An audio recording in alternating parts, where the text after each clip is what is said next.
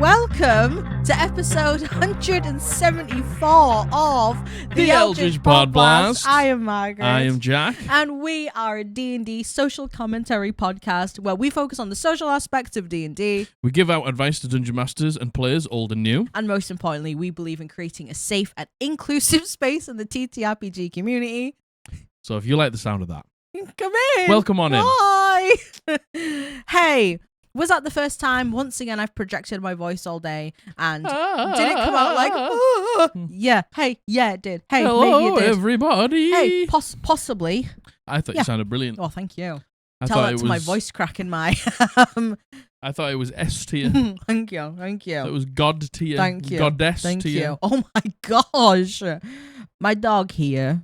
My Speeby dog. So this is the first time we've filmed since we've done the proper new set, and the dog's properly been in the screen as well. Y'all love the dog. Yeah. Y'all love him being here, People don't on ya? TikTok love the dog as well.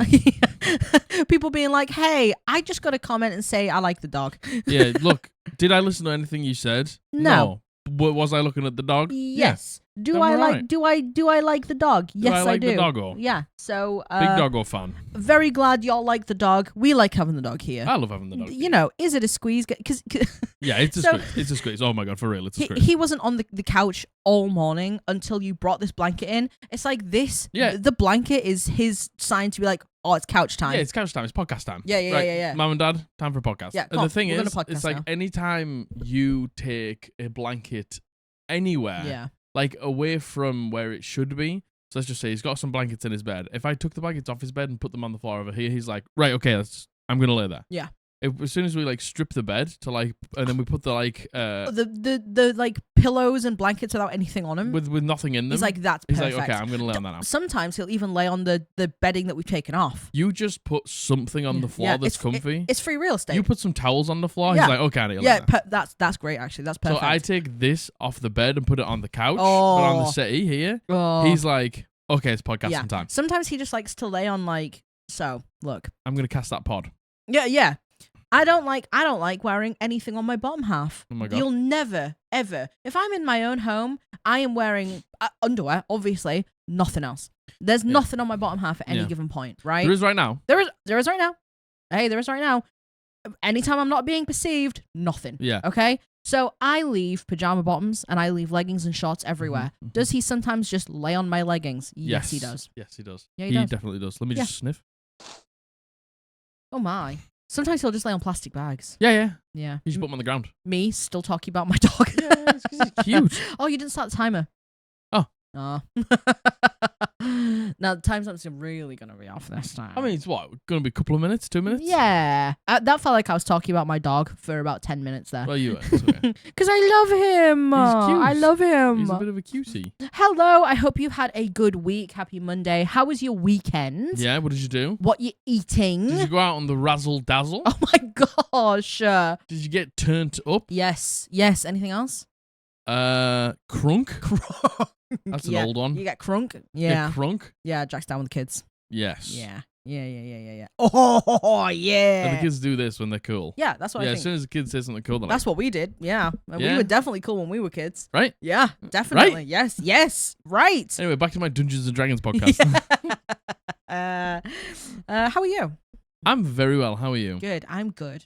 I had a block day when I woke up. Yeah. So I went and I got like the thing that I can like squirt some water into it. Yeah. Just, lots of wax. Yeah. In both of my I think ears. you described it as a sludge. 2 slugs. 2 slugs. I thought you said sludge. Nah, 2 slugs. Slugs. I like slugs. 2 big more. wax slugs. I know what they look like. Coming Yeah, out my ear. I can picture it. But they're unblocked? Yeah. Oh, Yeah. good. So I did the left one, which was the one that was blocked. And I was like, oh, man, there's nothing coming out. And I like put my finger in to wipe it away. And because obviously I can't see it. And I didn't realize that I had actually unblocked everything that was in there. And it was just hanging around my ear canal. So I just and there was just like a slug of wax on my finger. Oh, yuck. That's just how it is, man. That's how it is. Hey, that's being 30. Well, you say that. I've had that my You my have. entire life. Yeah, you have. You've I've always had waxy ears my Yeah. entire Yeah, existence. you have. Yeah, I don't know why. Yeah. I used to get yeah. shamed for it in school. No. People would be like, "Oh man, I got this new tune that I'm listening to, John," and I put it in my ear, and then I take it out. There'd be some wax in it, and they'd be like, I will say your headphones are I don't. What are you gonna say? Listen, me, the kids bullying you in school. Yeah, that's you. Yeah, that is You did me. that to me. No. Yeah, he's standing. He's upset with me. Yeah, it's because you're slagging his dad off. Yeah. You're being nasty to his dad. Yeah. It was our nephew's birthday yesterday. Yeah. He turned 6. He sure did. And I don't know. Have we shown? I don't know. But he likes Pokemon, which is really cool. Like he's at the age he's 6 where he enjoys Pokemon, and I think he doesn't fully understand it 100%. To any of us. I was 6 when I first started playing Pokemon. That's when I got my first Pokemon game. Yeah. And I loved it. It changed my life. I still like Pokemon now. So that's really cool. And hey, Pokemon cards are so expensive. Hey, look at that. And we were like, kids like quantity over quality. Yes. Right? That's inherently The what fact children that are he about. would have.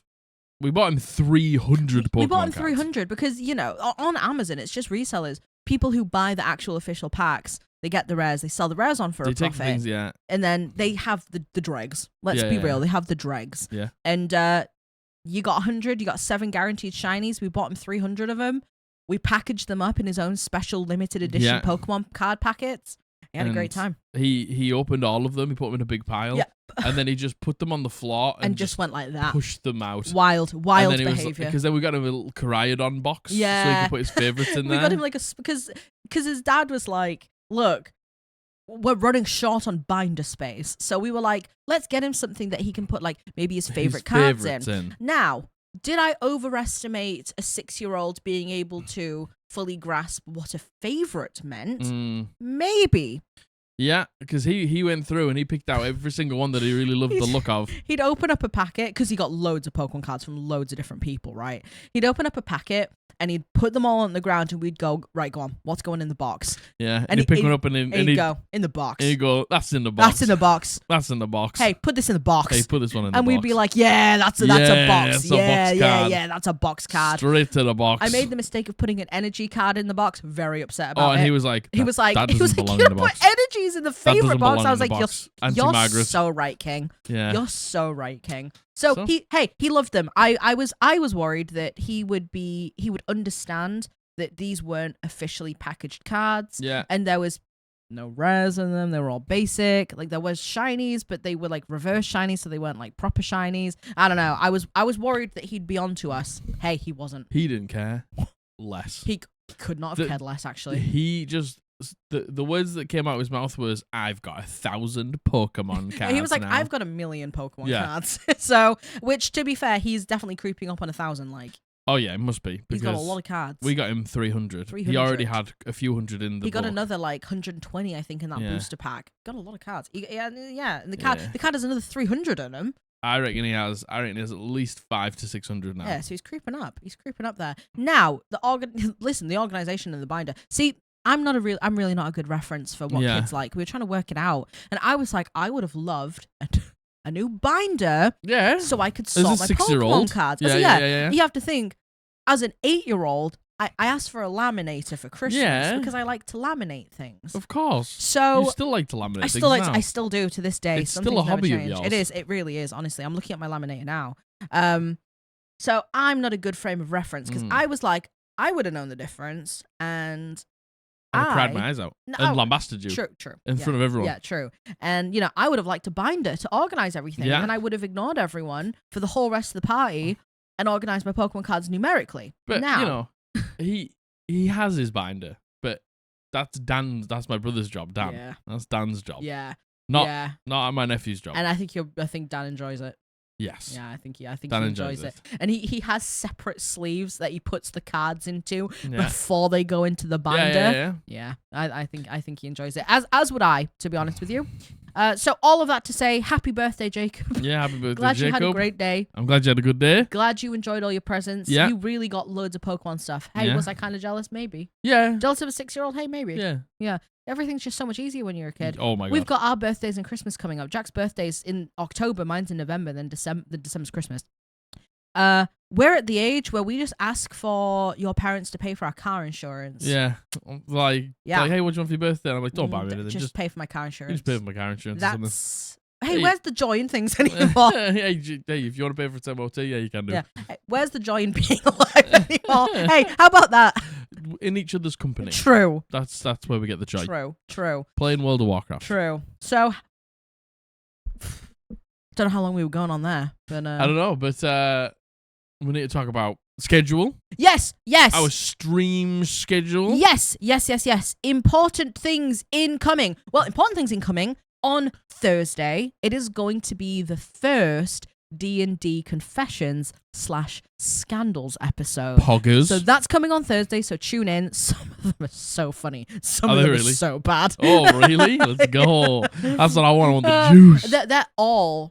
They're all submissions, I think, as well. Yeah, I think they're all to be fair, submissions. we've been asking for them, and you have obliged. You have obliged indeed. But it's not going to be a one-time thing. So No. if you've got anything that you want to get off your chest, Yes. send in some of your D&D confessions. Yeah, and you know and what? any other stories into the link down below. Depending on what the reception is to the episode, we'll probably do a stream at some point and go through them like live on stream, because I think that would be really funny. Yeah.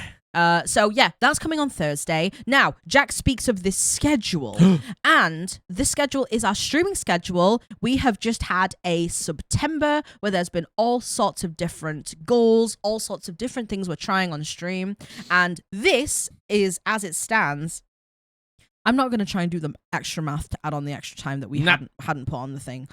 This is our schedule going through to the majority of October. Yes. When does this come out? When is this live? This comes out on Monday. So this comes comes out on the 7th. Okay, so there's a decent amount of so there's September a lot of things left. still in October. Okay, yeah, cool. October, sorry, I said September. Yes, this Can't is the believe schedule. It's already the 7th of I know. October for you. Yeah, I know. Wild behavior. Now, can I remember 100% what is on these? No, I can't. But this is the schedule. I think the most important dates are Friday the 18th of October, which is Jack's actual birthday. You can come say happy birthday to me on stream. We're going to be doing something fun on stream. It's whatever you want to do. We'll do something fun on stream. Yeah. And that is Friday the 18th of October. And then Sunday the 20th of October is when we are going to be doing a live one-shot of a 2-player TTRPG game. Jack is going to be the DM. I'm going to be player. It's going to be set in his current world, current city, Osrendith. 650 years in the future. In the past, sorry. Yes, future's not future.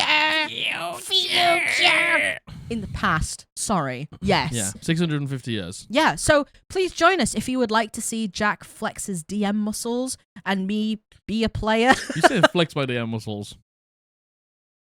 We'll see how that goes. It's going to be live on Twitch. Join us at 6 p.m. BST, the 20th of October for that. And yeah, I think that's it, right? Yeah. Shall we get into it? Yes. Before we do, please like, please comment, please subscribe. Come join us on Twitch every Friday, every Sunday, and every other Tuesday. Check out our Patreon. Some exclusive content down below, campaign updates, and some advice and hangout streams down there. Go check out some merch. Patrons get 10% off. www.eldritchpodblast.co.uk. And with all that said, let's get into it. Thank you so much to all our patrons over at Patreon. You have no idea how much we appreciate your support. If you want to support us over at Patreon and gain access to our exclusive content, like our D&D campaign updates and our extra monthly live streams, click the link in the description. More about Patreon at the end of this video. Thank you. So today we are doing D&D Am I the Asshole? Bum, bum, bum. I think we have a submission. Oh my god. We have a submission for this. Let's go, baby. And the rest of them are from the Reddit.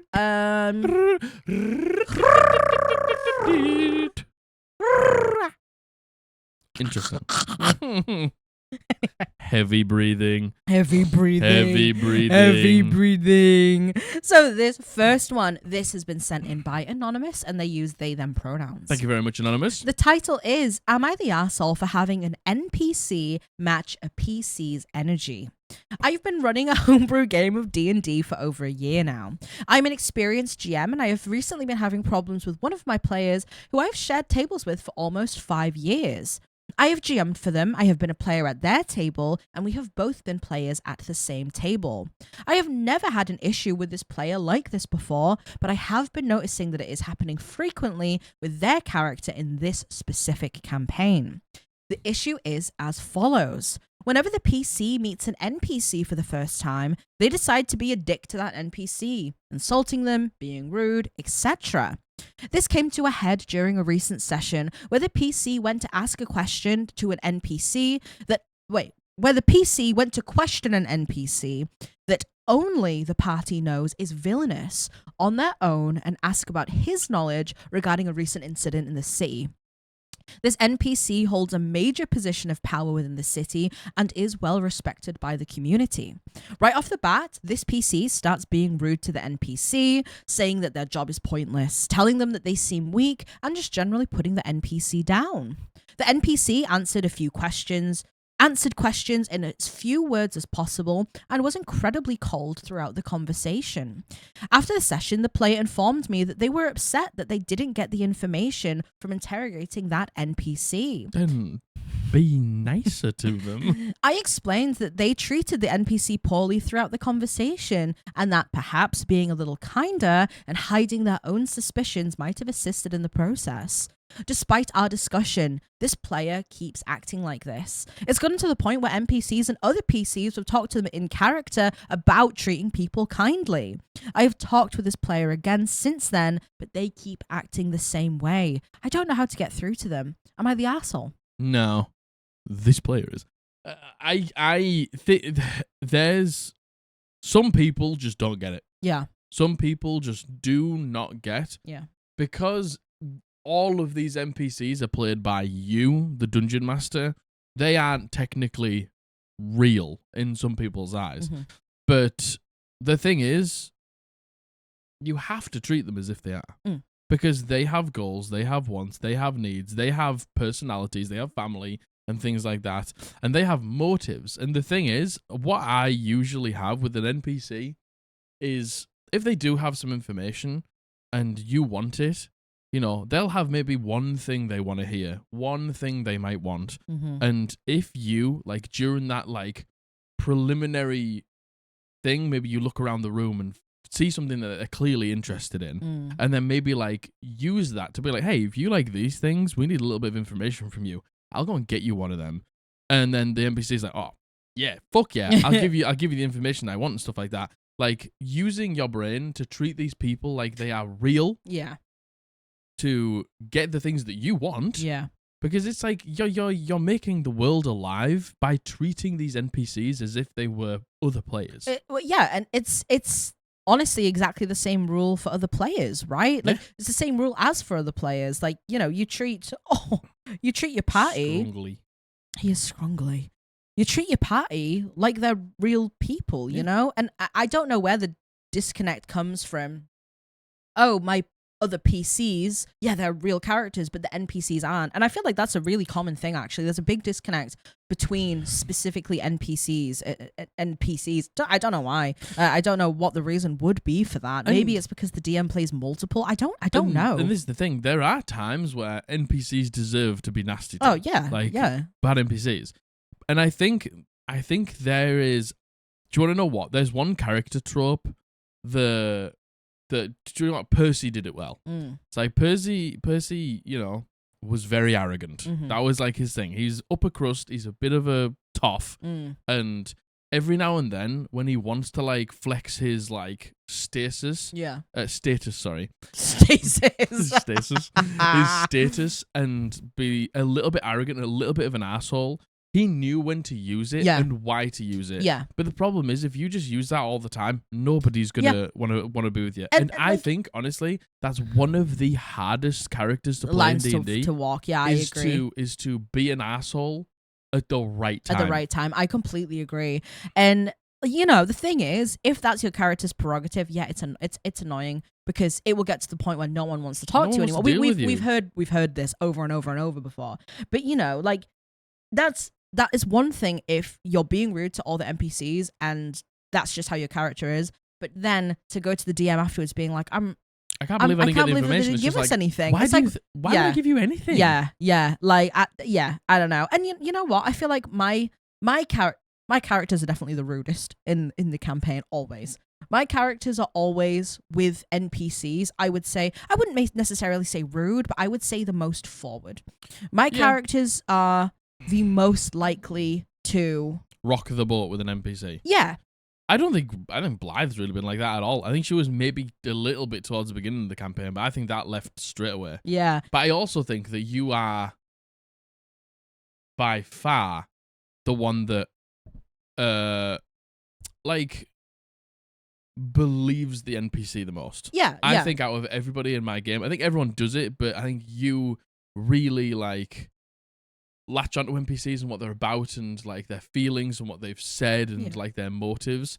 And I think you very much like treat them as if they were like people in the game. Yeah. I think honestly, I think all of us do. Yeah. I think all of you do, but I think you do it to a different extent. Yeah. I think you really I think you love NPCs. I do. I think it's a really, do. really big part of the game for you. It is. It's one of the biggest parts of the game for me. You know, them having motives and like backstory and you know, you've just met a really prominent NPC in the game 2 days ago in the game.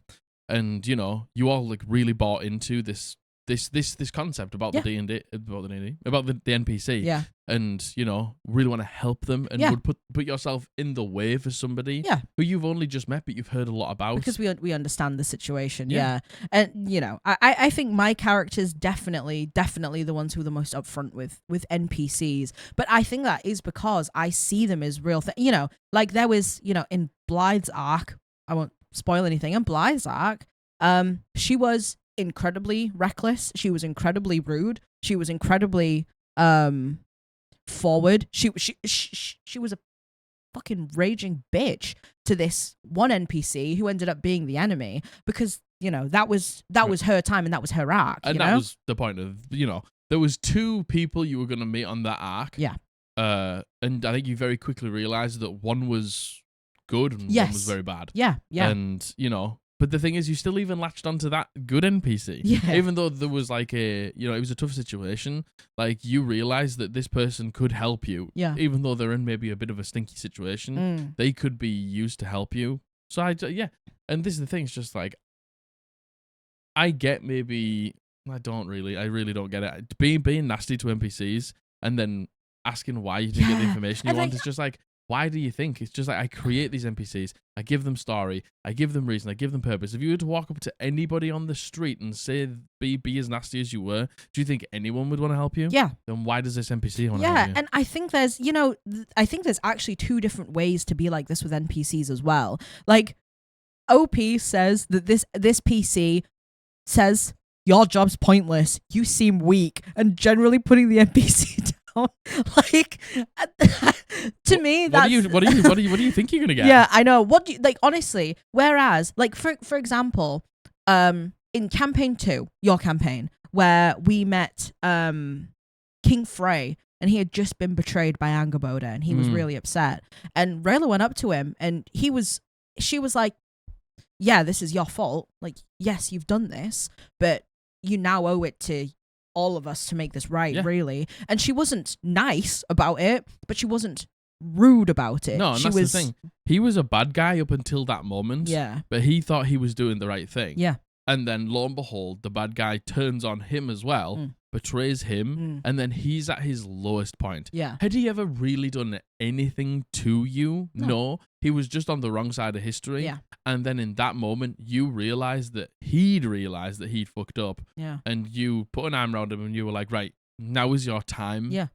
To atone for what you've done. And she was gentle about it, but I don't think she was necessarily nice about it. No. But, you know, I think that's the difference, right? Being able to reading an NPC exactly the same way you read player characters. Yeah. Like, and again, this would be so totally different if the player afterwards hadn't been like, why did you not give me information? Why did you not give me the information? It's just like, why do you think? Yeah, why do you think? I don't know. Like people. Treat them how you would want to be treated. If somebody came up to you and asked you that exact same question, your player character in the game, you wouldn't give them anything. Yeah. So why do you expect me to give you anything? Yeah. The fact that I gave you anything is more than you deserve. I don't know where this dissonance comes from. Because you hear all the time about the murder hobo, right? The murder hobo who goes in and just tries to kill the shopkeep. The murder hobo who wants to fight the barkeep. Yeah. Like, I was gonna say maybe I don't know why they only do it to NPCs. They probably don't, to be fair. But you know what I mean? There is definitely a dissonance between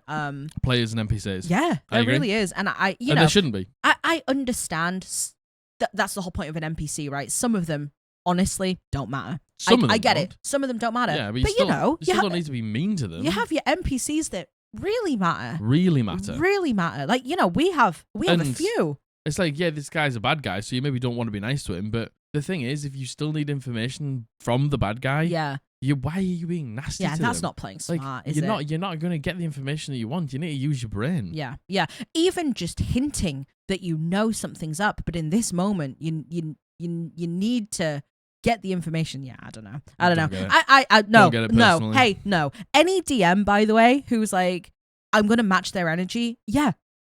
So you should, by the way. If somebody came to my NPC in my game and was that rude to them, Yeah. I would either match it or just like walk away. Yeah, just not. And just not give them anything. Yeah. If somebody was that mean, I wouldn't even answer the questions. Yeah. Yeah. Yeah, I agree. So no, you're not the asshole. No. No. Your player is though. Yeah. That's yeah. asshole energy. Yeah, that I think that's just maybe not. I don't think they understand Yeah. that, you know, and maybe they just don't understand that it's a person Mm-hmm. and they should be treated the right way. Yeah. Yeah. I agree. All right. This next one is titled, "Am I the asshole about lying about my actual class to my party for 11 months?" Okay. So hear me out. My SO was starting a new campaign. Significant other. Significant. My partner. Yeah. My significant. Mm. Hey, cut that out. Hey. Don't type down in the comments Hey, that you got it before us. I don't want to know. Hey. I'll do. My significant other. This is when we were learning alignments, and it was like CE, and we were like, Oh "What does that mean?" Chaotic evil. People were like, come on, Yeah, guys. come on. Well, we don't use alignments. We never have, we never will. My SO, I'm assuming this means significant other, was starting a new campaign, and I had the idea to create an ASMR warlock who pretended to be a cleric of Tom. Essentially, the backstory was just built around them trying to be a cleric and not being able to, so they ended up creating a pact with an archfey. My SO thought it was a cool idea, so he worked with me to find a bunch of ways to make the secret work, and I put in like a week of work to figure out what cleric spells that I could pretend were mine. For example, Guiding Bolt for Witch Bolt. I committed to the super holy cleric vibes, and I never explicitly said I was a cleric, just that I would be the party healer. Everyone else in the group just trusted me and fully believed I would do that. The DM and I dropped a couple of hints here and there, but we ended up just outing me as a warlock after 11 months for story reasons. And everyone at the table was caught completely unaware, and they had no idea, and they were actually upset with me. But I'm not sure if it was at me or upset that they didn't figure it out. So am I the asshole for lying to my D&D table for almost a year because I thought it would be a fun idea?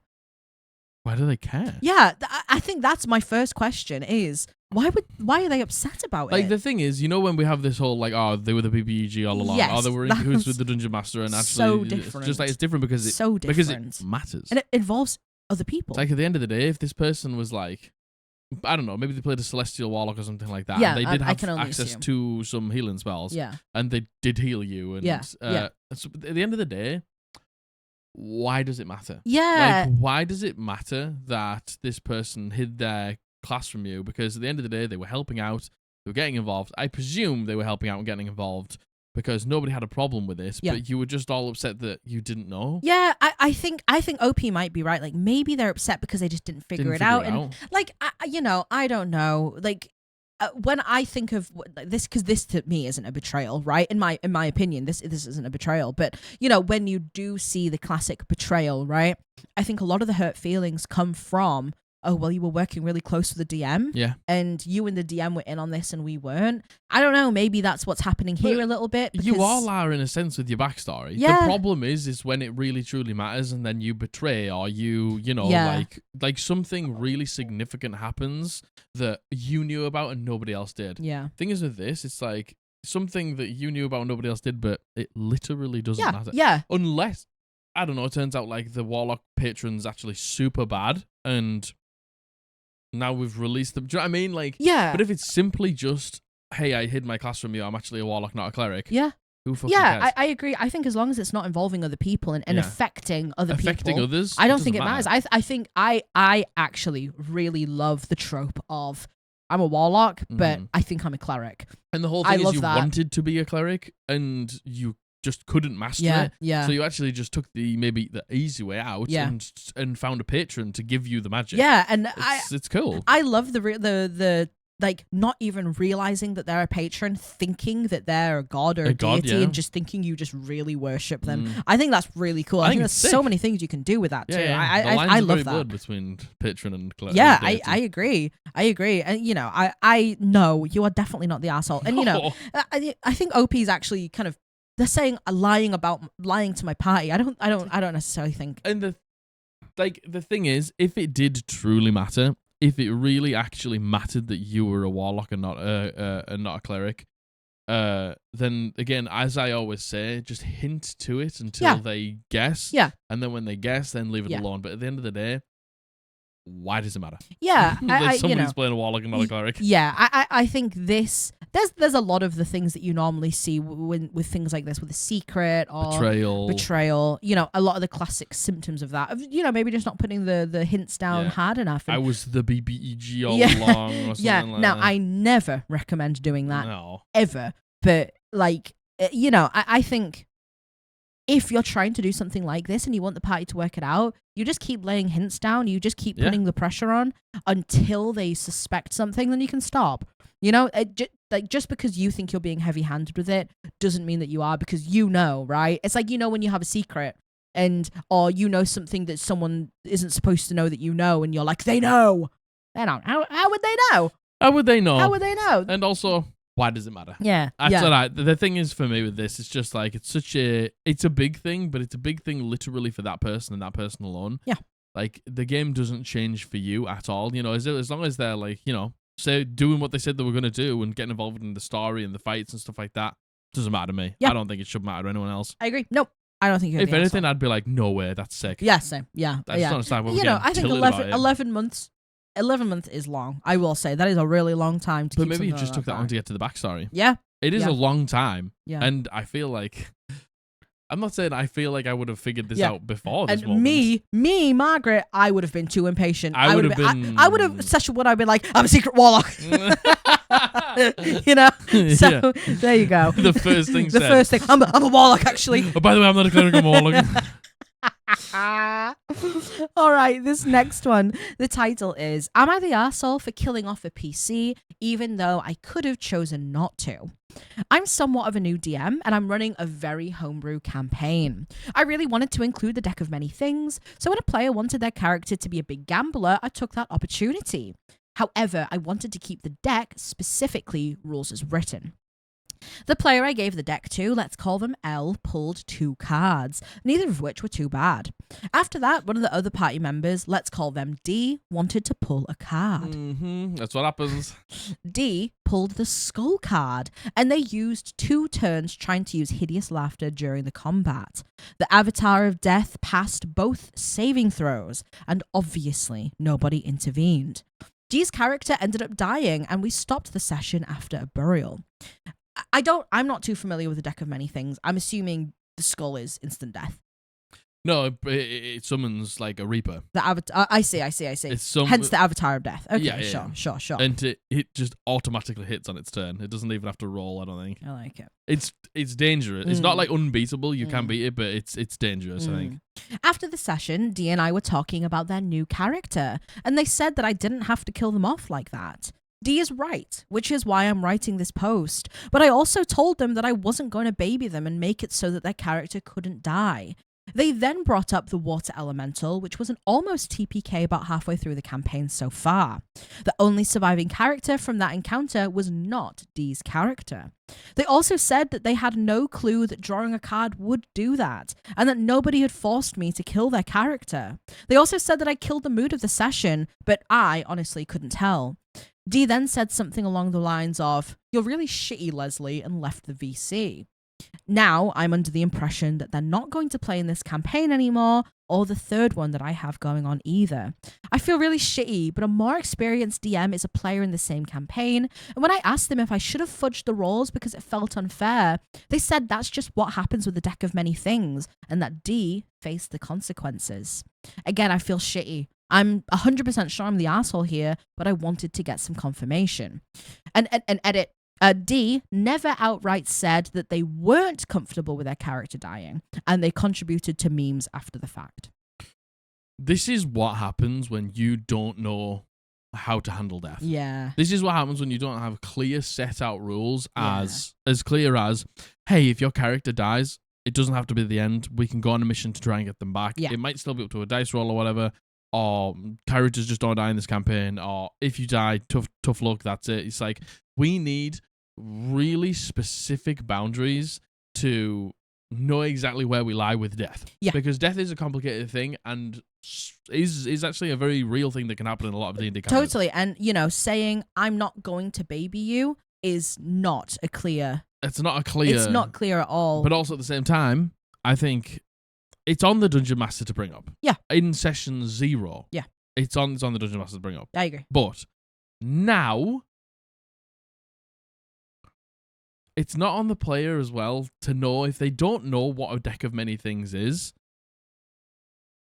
It's so hard because the deck of many things is the source of so much fucking drama in D&D. I know. Because people, like, look, you see a deck that could give you wish, that could grant you, like, yeah. unbelievable riches and, you know, do all this amazing stuff. Yeah. You're gonna take a peek. Yeah. You're gonna take one of them cards, but they also maybe don't know that your intelligence score can get reduced by 4. Totally. You know, like it's these things that just. I think that if you're gonna pull a deck of many things out in your game, I think you should just be like, you should put them on the table and be like, it could be good, it could be bad. Yeah. And be like bad as in your character's going to die. But good as in like you could get a wish. You could get a wish. Yeah.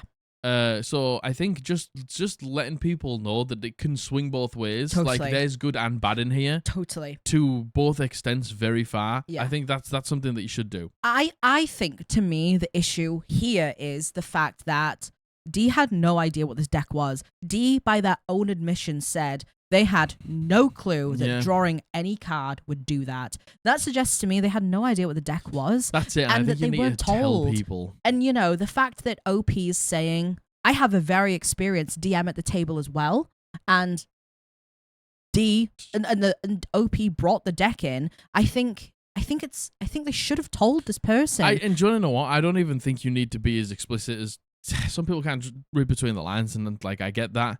But you don't even have to be like, hey, in here, there's something that can kill you. Yeah, I think you need to be like, this is a huge risk. This is a massive risk. Yeah. And it can really pay off in your favor. Yeah. But it can also go really badly. So, you know, just draw a card with caution. Yeah, I how it's reading is, I could have this completely wrong, but how this is reading is D had no idea what this deck was. D saw the other player pull 2 cards and they were fine. Yeah, and they were like, oh!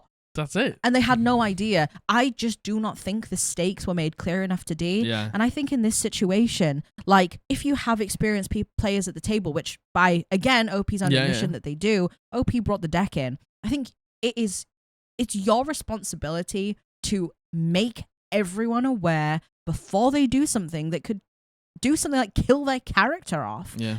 And then, honestly, I'm in the opinion of, after the fact, after they've pulled the card that they had no idea what was going on because they weren't warned prior and they're upset that you killed their character, I think this is the type of situation where, as the DM, you should be able to be like, yeah, you had no idea. We didn't warn you. Let's find a way to bring you back. Yeah. It's like, even if you don't want to just retcon it, because I understand like retconning does feel like bad in terms of storytelling sometimes. Yeah. Let's just find a way for you to be brought back. Let's go on a little side quest or something like that to bring you back. Yeah. Or something. Yeah. Because I think it is unfair. Yeah. I think it's unfair. And like, this is the thing. I always think the deck of many things is just dangerous. I do too. Because unless you're ready as a dungeon master to deal with the consequences, to reap the chaos. and the thing is, I feel like this dungeon master wasn't prepared. No, I completely agree. And the thing is, they've drawn the Reaper card. Yeah. The reaping has happened. Yeah. We have been reaped. Me when I reap you? We've been reaped. Yeah. And now they're like, well, it's just like, you can't put out something that has a literal, like, almost, it depends on what level you are, almost an insta-kill mechanic. Yeah. and then just throw your hands up in the air and be like, well, it's just like, I feel like you're not being responsible with the deck of many things. Do you get me? I completely agree. I think, I honestly believe that OP should have made the PC aware. Like, I understand very much so that the other PC like enjoys gambling. They like the risk. They probably would thrive in a situation like this, right? But it wasn't even the character that they gave it to. It was another character who pulled a card. Yeah. And I just think it was the DM's responsibility to tell them so they could make a fully informed decision. And it's like, I don't know what experience levels anyone is at, but again, the fact that OP says I have a very experienced DM at this table as well, and no one let D know what could have potentially happened, I don't think it's fair. And I think OP unfortunately is the asshole here. I think OP is the asshole. And then to hear everything that D has said and to come away and post online saying I feel shitty, but to not do anything about it. Yeah, like that's the thing. I think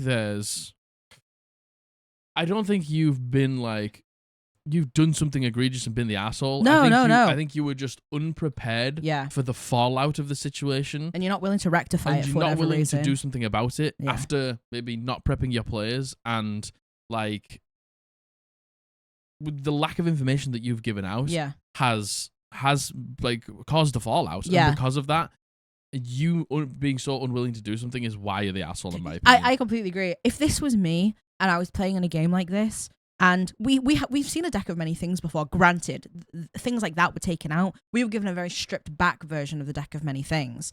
I don't like the deck of many things for a lot of different reasons, but that's just my personal preference. I know people love the deck of many things, and that's totally okay. We had a deck of many things in one of our games. Yeah, we had a stripped back deck of many things in one of our games. Yeah, and there was some bad cards in it and some good cards in it. Yeah, they weren't like the Reaper. Yeah. But there was that sort of like -4 intelligence. Yeah. And our Eldritch Knight, who's literal three things that they care about: strength, con, intelligence. You don't need to care about intelligence in Eldritch Knight. You can just do things that don't like. You still do. You still need a decent one, and you got -4 intelligence, and then he's just fucked for the rest of the campaign. Yeah. It just stinks. If this had happened it's to me, and I pulled a card having no idea, no one warned me. Everyone saw that I went to pull this card. No one told me the repercussions. No one even gave me a heads up. And this happened to my character, I would have left too. Being so honest with you, after talking to the DM and the DM being like, I'm not going to baby you. And I made sure that your characters couldn't avoid death. And I told them all of these things and how I was feeling, then I would have left too. And when it was Josh that got it, Josh got the -4 intelligence, and I pulled the wish card. The dungeon master then told me afterwards, I used my wish to undo his -4. Yeah. And the dungeon master told me afterwards that was the point of the wish, was to undo the -4. It's just like, then what was the point in the deck? Yeah, what was the point in the whole what thing was the point entirely? in doing it then? Yeah. I think the deck of many things is it creates situations that otherwise wouldn't have existed, obviously. Yeah. And I think some DMs can thrive in that. I think some DMs love that and live for that and excel in those conditions. I think others think, oh, this is going to be fun. It comes to it. They have no idea how to deal with it. And then situations like this happen. And this is the thing. I think, like, the deck of many things is great fun, awesome, super cool. If you're ready, if your players fully understand how dangerous it is. Because the thing is, if they do and they're responsible with it, and they might just pull a card now and then when they've got a bit of downtime, and maybe there's things that they can deal with if it goes wrong, and they're expecting things to go wrong. It's like, it can be really fun. Yeah, I agree. Yeah, but, I totally agree. Fucking like chucking out in the middle of a dungeon where they're all like hurt, and then not telling them like how dangerous it can be, and then them pulling reaping, and then you just not knowing how to deal with it is the wrong way to do. Play a deck of many things. I don't like the deck of many things because I don't like the idea that everything that I've put in my backstory and everything my characters work towards really hard can be undone simply just by pulling a card. Yeah. I understand if the undoing of my character happens narratively through the story, through bad decisions, through roles, but the idea of it all being hinged on a pull of a card in a deck is something that I don't like. I don't like my character's destiny being played with like that. And that's the thing. I think then just like you can still run a deck of many things, but just take out a few of the bad cards. Yeah, just take out a few of the cards that are going to ruin your game. I don't even like the idea of the good cards, but that's because I'm so precious about my character's development, my character's backstory. I'm those things are really important to me in that way, and I don't like the idea of anything about my character being altered because I pulled a card from a deck. But I realize that is a very personal thing to me, and that's just because of how I am attached to my characters. I understand people couldn't give a fuck, and people love that, and that's exciting for people, and that's very valid. But OP, if for whatever reason you're watching this, I know you won't be, but you know, I know you're saying like I feel shitty, and I'm sure I'm the asshole here, but I need confirmation. I think it's more important instead of I feel like you're beating yourself up about this. I feel like it's more important than to know if you're the asshole or not, to talk to the player again and actually come to listen to them, hear them out, listen to what they're saying. Talk to them and listen to them. I would say apologize. If you're feeling shitty, apologize and see if there's a way you can work forward with this. Because you don't deserve to sit around feeling shitty and having people on the internet telling you the asshole. Like, I think you have been the asshole here, yes. Not because of the putting deck, a deck of many things in, but because of being not handling it appropriately after. Being unprepared to deal with the fallout of at this point, to me, it feels unwilling. It feels like you're being unwilling to I agree. listen to what your player has to say and appreciate it, and you're taking all those negative feelings and not processing them. And I think I really hope that this player stays in your game. I really hope that you're able to work this out together and have a conversation and come to a conclusion that you're both happy with. And that's why I don't like the deck of many things. I like the deck of many things. I think it's really cool, but I think you've really got to be ready to deal with the deck of many things. I think you've got to actually you can't just put a deck of many things in a game and then just take your hands off the wheel and be like, see you later. It's like, it needs to be like looked after and nurtured. I agree. The deck of many things can be really cool and really great, but it really needs to be the whole thing was the search for Grog. That one shot that after the campaign finished, there was a side quest of the search for Grog because Grog pulled a card when he shouldn't have and like sent himself to hell. Oh my god. But they were so far into the campaign and they had a little bit of downtime, they just took care of that in the intermediary. And it can be fun. It can be. I want to know what your opinions on the deck of many things are. What are your opinions on the deck of many honestly, I know that the deck of many things is something that is like very split. I think pretty much 50-50. People either love it or they hate it. Have you ever pulled from the deck of many things? Have if you? So, what did you pull and how did it go? And how did you deal with it if you pulled something really bad or if you pulled something really good? I don't have enough experience with the deck of many things to honestly, like, I wouldn't like to play with one. The one experience you've had was bad. Was bad. It was bad. So that's probably why I'm so biased. And also, you know, using context of how I like to play my games and my character's destiny, my own autonomy for my character is very important to me. I wouldn't like playing with one. There's loads of cards in there that have nothing to do with that.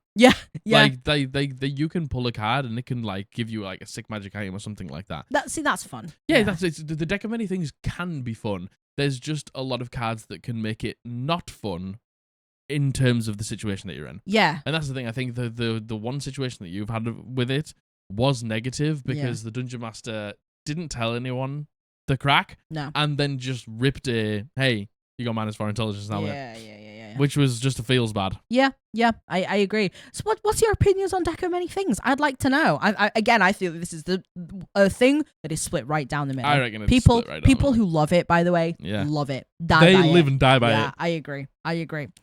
All right, this next one is titled, Am I the Arsehole for not letting my players do their tedious ideas and instead just railroading them? For context, I'm a DM for a small group in which some of the players always choose the more tedious path of solving things. Okay. One example is a noble that they needed to save from being poisoned. They needed to go and find an antidote for him. Practically a whole quest to save the NPC's life. Said NPC slowly losing HP over the course of some days until they would die if not cured. They needed the NPC to further the plot. However, they just chose to continuously cast healing spells instead and call it a day. Another being that they needed to find and eliminate a whole invisible army that could not enter the city that they were in. Because they got lucky on the dice, they observed the shadows of the army, and they wanted to try and fight said invisible army for in-game hours, thinking they might be able to defeat it, instead of figuring out another way, aka following and finishing the quest that they had. They are saying that I railroad them too much and that they don't have any freedom to do as they want, even though I tried to explain to them that there are a lot of ways to solve their problems. And after all, I don't want to have to scrap the story that I prepared for them only because they think that their easiest idea is the best solution to their problems. This is to me. This sounds like a bit of a new dungeon master, okay? And if they're not, like, sorry, but I have had these things happen to me before when I was a slightly less experienced dungeon master. Hey, the poison means they can't be healed. Yeah. So you try and heal them, it doesn't work. Now you got to go on the quest. Yeah. But the problem is, you maybe didn't think of that, and in the moment, or maybe after a day or two, the healing stops working as the poison takes greater effect. Yeah. And it's just like you allow them to have a roll to see the invisible army, and because you rolled really high, I gave you something, and then it's like, okay, now we're gonna do this. It's just like, if you don't want them to see the invisible army, don't let them see the invisible army. Don't let them roll. Yeah. Because it's just like, hey, they're gonna get a natural 20, and they're and gonna then have they're a gonna be plus like, 10, let's go. and then they're gonna be hitting a 30, which by like D&D standards is supposed to be impossible, which it's not at all, because you can achieve it very easily. Yeah. And then you're stuck, because it's just like, oh, but we've seen them, so we know they're there, so we're gonna fight them down. It's just like, sometimes you've got to just be prepared to say it doesn't work. Yeah, Sometimes totally. you've got to be prepared to say no. But hey, can I make a roll to see the invisible army?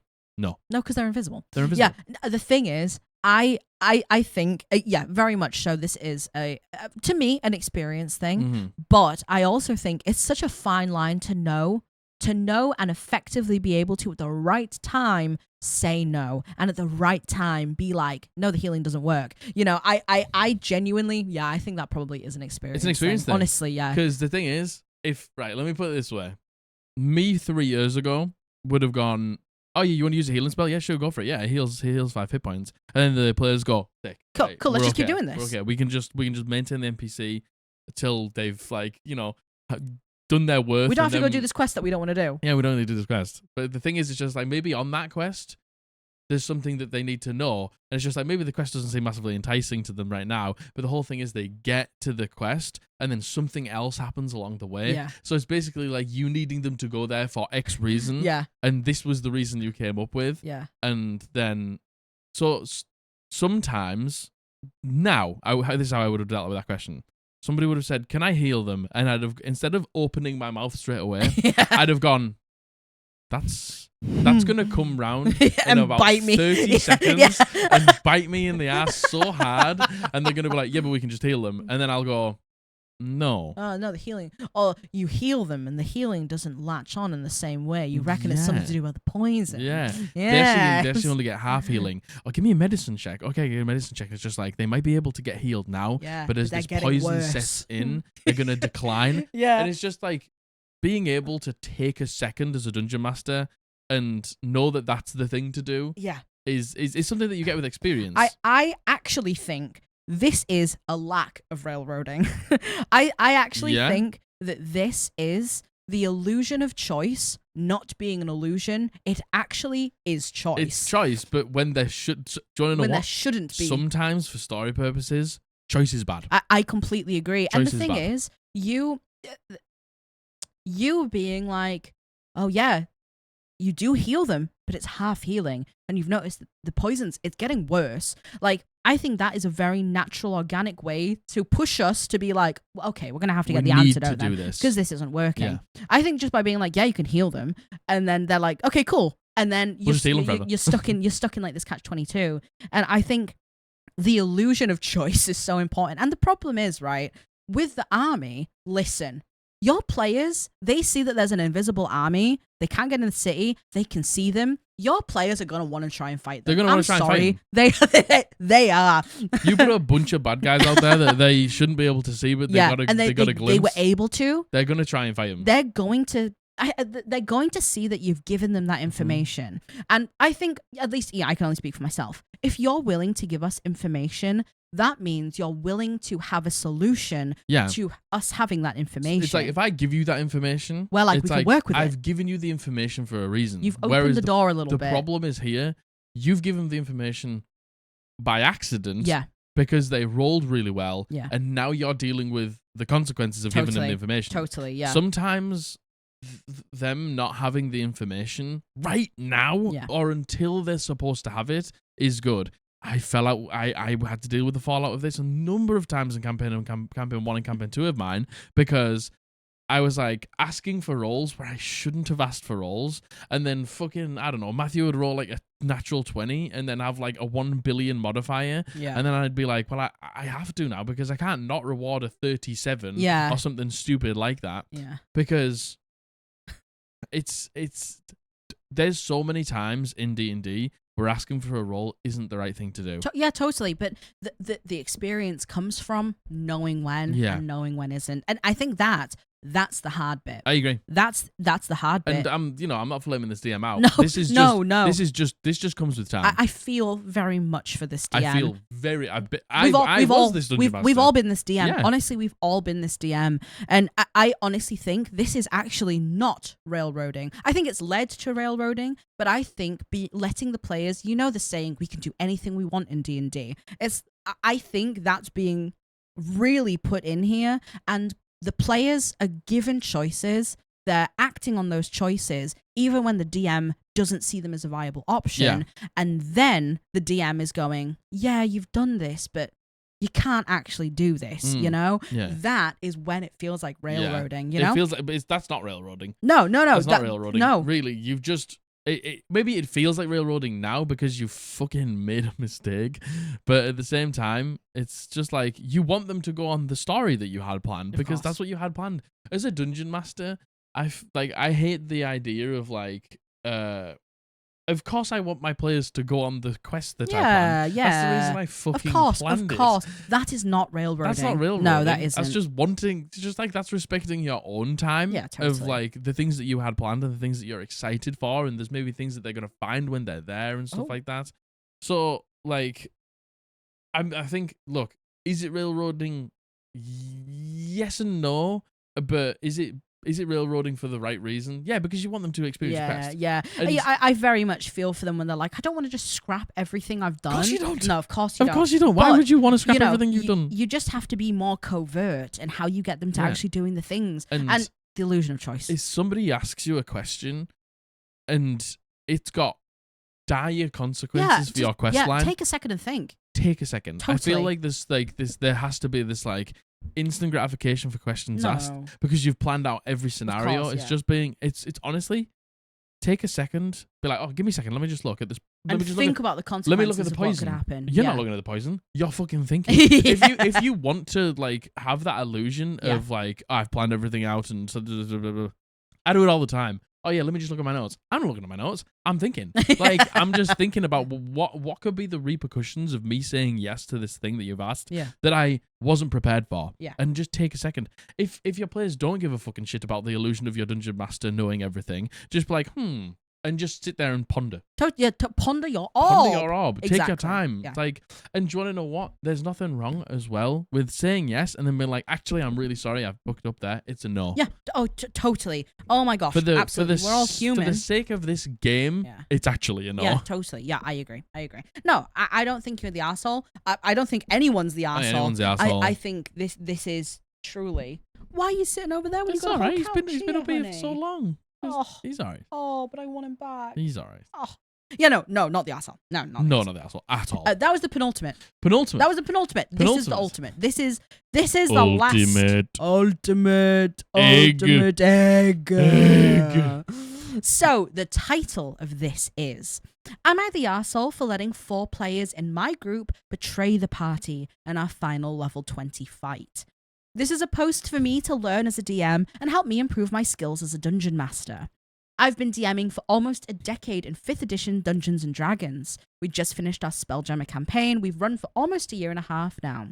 Basically, a couple of our players came to me and decided that they wanted to betray the party and incite a PvP fight for entertainment, since it was their final appearance in our group, since I ton an average group size party much larger than run. Since I run an average group size party much larger than normal. I was going to say 4 people. That's 4/5 of my group.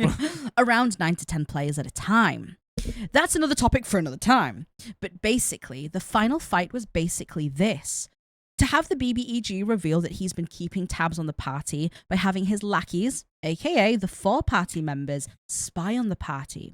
One of our party members who had died at level 19 got resurrected through his spell and came back as evil, and they battle it out while the bad guy and some others summon an astral dreadnought to defeat the party. Good God. They Sounds were epic. supposed to down the 4 party members easily, since there's like 6 of them versus 4 of them, and then reveal that the resurrected party member had been brainwashed and could be redeemable, but the others needed more persuasion to turn back to be good. What happened was a shit show at my table. Oh, God. One player got up and walked out of the building very upset. Our player, Rules Lawyer Wizard, teleported away to another city and left the combat entirely. One refused to fight and high-stealthed, vowing not to fight, which only left 3 party members to take on the entire task alone. Shocked at this, I quickly attempted some damage control by having some party members roll insight to see that the members were in fact being selfish and could be redeemed, and had the BBEG betraying the party, so in the end, PvP abruptly ended, everyone defeated the Astral Dreadnought and the BBEG. The brainwashed resurrected player was also redeemed, but the events of the night left a sour taste at my table. Now knowing this is what 1/3 of my table wanted, am I the arsehole for letting this play out? And what should I do going forward? I feel like asshole is a really strong word I here. agree. Because you are sat here going, I've made a mistake. Yeah, I don't think I need this to is... learn from this. Yeah. Like, if you come in here and you were like, oh, I thought it was a well-sick idea, yeah, and the yeah. players are just absolute losers because they couldn't Yeah. get on my level, that's when you're being an asshole. Yeah. But you're being so... You're being like, I'm going to use this as a moment to learn. You're being and what so could I- adult what- about What it. could I have done? It's like, I've agree. messed up here, and Because I think... everyone messes up. We all mess up. This is brutal, though. This is horrible. I will say this is brutal. This is horrible. Like this.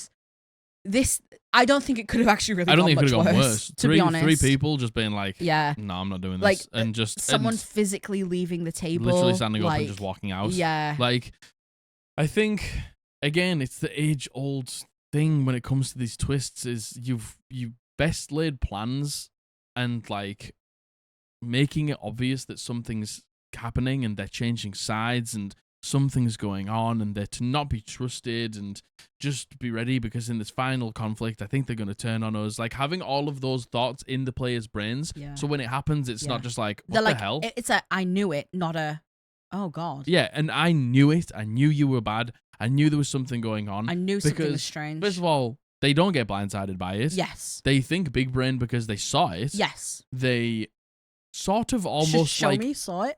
saw it Oh my gosh. with my PPI. Oh, PP, no. They sort of they knew, and also they can almost like secondhand prepare for it to happen. Totally. Problem is, they're blindsided. They had no idea it was going to happen. Now they're in a bad situation, Well, and it feels bad. I think one of the fatal flaws in the planning of this was it was the week before or something like that. The week before, You know, it was just before the last session, and a couple of the players last minute. I don't a week. I don't know where I came up with that. Last minute, were like, hey, yeah, let's betray the party. That's a problem in itself. There's a problem because it's there's not enough time to no groundwork. let it like take root. Yeah, no groundwork. There's no room for the player to suspect anything. This is a last minute plan, and you know, in an earlier submission where the player didn't reveal that they were a warlock, and I was saying I think a lot of the hurt comes from the players who were not involved in this decision, especially when it's 4 other players, it begins to feel like a them versus us. Yeah. Oh, we've been completely left out of this. Yeah. They've been working together. They didn't think about us in this situation at all. And I'm not saying that that's an intentional thing, but yeah, I think what's happened here is DM and the other players have not considered the other players in this situation, I think, at all. They've gone, oh, they use the term, we're going to incite a PvP fight for entertainment. Yeah. They haven't considered anyone else in this situation apart from, this will be fun, this will be a good twist. Yeah. And then, you know what happens when you get an idea and you spiral going with that idea?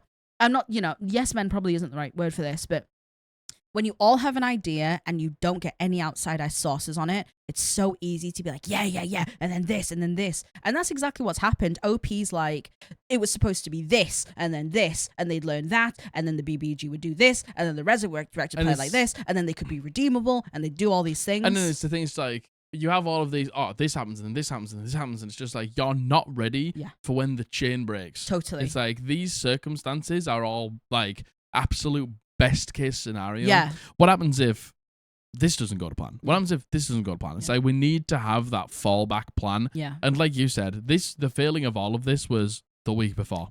The week before, by the way, my words. I'm spreading vicious rumors. Oh, did that understand what it said? No. It was very last minute from what I'm saying. A couple of players came to me and they wanted to betray the party. So in their final level 20 fight, this was a last minute decision that was made. Last minute decision for something this big? Yeah. No, okay.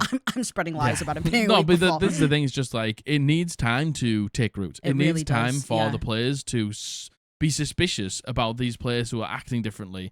Maybe they see something that they shouldn't have, like those players are trying to keep from them. And then the players are like, something's going on with those 4. Yeah. And, it's like, then we can really, like, when it happens, expect it. But when we're not expecting it, and in the last fight as well. Yeah, man. The last fight, the level 20 fight. That's the moment where it's like, we did it all. Yeah. Like, we are here, stood together.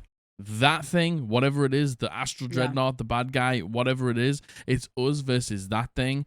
Someone's going to make it out one way or another. Someone's going to make it. It's just like, we can still have like little like third objectives and things like that within the thing, but at the end of the day, it's just, we know which side we're on, we're fighting them. Yeah, when we go into that and we don't even know in level 20 last session which side someone's on. So many tables do not get to level 20. Listen, it's so many players covet level 20 naturally because it's very rarely do tables get to level 20. Yeah. Like it's something that is it's a huge milestone. It's a milestone, yeah. And the end of any campaign is a big milestone. The final combat in a campaign is a huge milestone. And I would be devastated.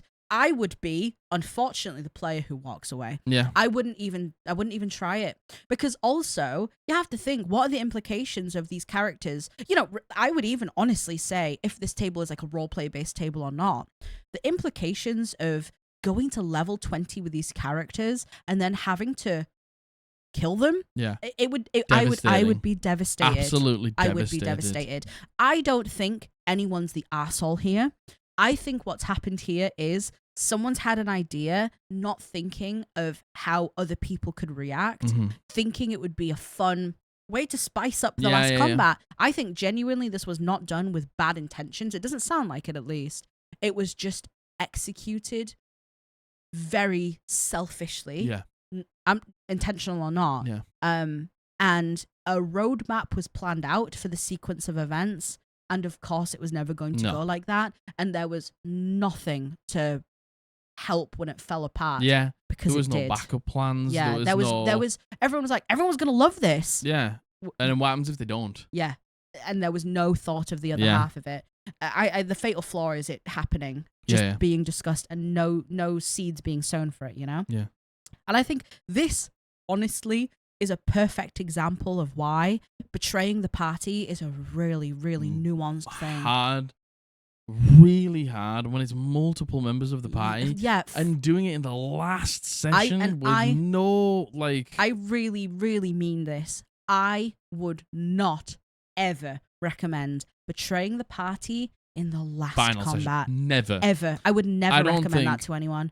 Like, betraying the party is hard to pull off full stop. Yeah. Betraying the party in the last session is impossible I for it to feel agree. good. I can't even imagine. And our table, by the way, we're incredibly strong role players, all of us. We're incredibly close. Yeah. We know each other's boundaries. We know how to react with a lot of things. Yeah. I don't think any of us could even come close to being able to do that justice. If any of us were like, I'm going to betray the party in the last fight, it would go down so bad, regardless Miserably. of how well we work together as a Yeah. team. It would be horrible. Miserable. It would be miserable. Devastating. Yeah. Absolutely devastating. In Yeah. the last, I just couldn't. I don't think anyone could pull it off and it feel good. I don't either. Like betrayals in the last session, just Yeah. absolutely heartbreaking. It sounds terrible. It's kind of annoying. Like, it's kind of annoying It's having annoying. it happen in the last session as well, because then it's like, It's over now. now we're down a person in our party. Now the BBEG's up one person. We're still in initiative order, so this player still has to go through initiative order with us, but acting against us, and then we can't discuss our plans out loud with each other really now, because there's a chance that this player's gonna, Yeah. annoying. Yeah. Honestly, just annoying. Yeah, annoying. Like, annoying. Logistically a nightmare.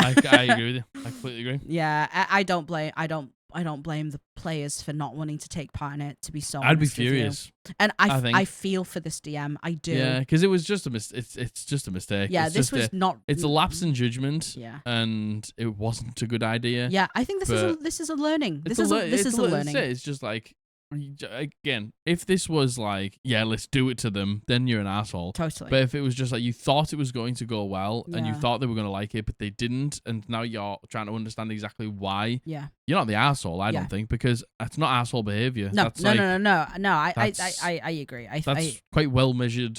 Okay, I made a mistake. How do I learn from it? How do I work on this? Yeah. I don't necessarily, bad judgment call. I don't think an asshole. I don't think anyone's it's an an asshole asshole here, move, really.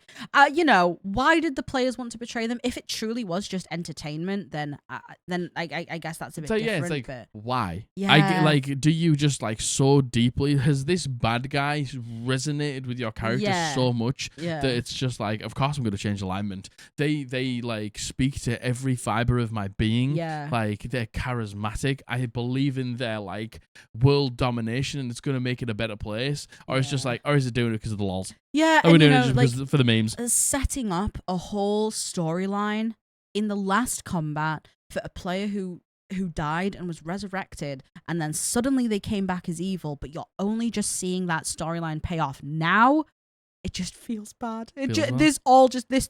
You know what, OP? It does sound like it was a shit show. It sounds like I'm it was a afraid. bit of a shit show. And hey, you're never gonna do that again, are you? No. And you know Or what? if you are, just do it fucking well before the last session. Absolutely. And, Make you sure know- that the players are aware that something fishy is going on. And they're doing it for the right reasons. Yeah. And it's not just for the memes. Yeah. I would still never recommend the last combat ever. Never. And DMs, I think this is a really good example of, like, your players came to you being like, I have this idea. You have to, when you're doing something this big that affects everyone, you have to consider every single person in this decision. You have to consider that player and why they're doing it. Yeah. You have to consider your story. You have to also consider how it's going to make everybody else Very much so. feel. Because this, once again, I think that a lot of the hurt comes from, man, how long were you guys planning this together Yeah. for? And, you didn't Well, even think apparently about not very us. long, that's the yeah, that feeling of they're in and I'm not. Yeah. I think so. Yeah. Yeah. Oh, man, that's it. That's a That's sucky, it. That's a sucky situation. That's you know what? That's a stinky one to end on. I'm Sucky? afraid. I'm sorry. That's a stinky one to end on. Yeah. But it has indeed ended. It has indeed ended. Thank you so much for watching to the end of the video. If you got to this point in the video, say it was all for the memes. Yeah. Say it was all for the memes down in the comments. All for the lols. It was all for the memes. Yep. Say that down in the comments if you made it this far. Like, comment, subscribe. Check out our Patreon for some extra exclusive content. Check out our merch. Yeah. Patrons get 10% off at www.eldritchpodblast.co.uk Join us on the 20th of September for our two-player TTRPG. One shot, live one shot. Poggers. Anything else? For the memes. No. Yeah, for the memes. No, I don't think so. I love you. I love you. Bully loves you. Wherever he is.